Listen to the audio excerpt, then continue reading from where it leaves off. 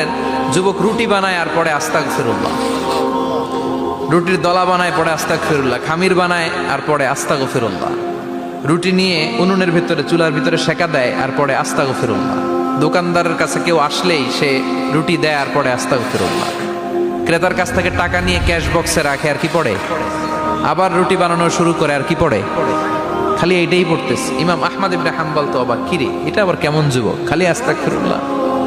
উনি প্রশ্ন করলেন, যুবক ঘটনা কি? আসার পর থেকেই তোমার দেখতেছি তুমি রুটি বানাও, রুটি বিক্রি করো আর পড়ো আস্তাগফিরুল্লাহ, মালাকা ইয়া শাবাব।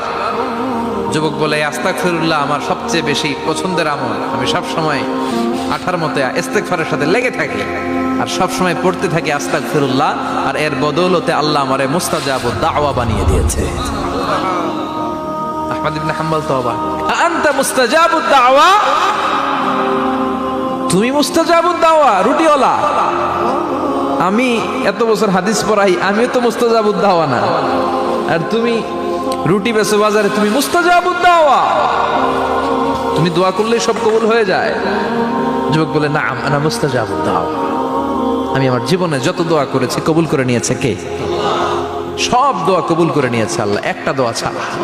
কয়টা? আহমদ ইবনে হাম্বলের কৌতূহল, কিউরিসিটি আরো বেড়ে গেল, কি সব দোয়া কবুল হয়েছে একটা দোয়া ছাড়া? মাযালিকা দোয়া ইয়া শাব, কি সেই দোয়া?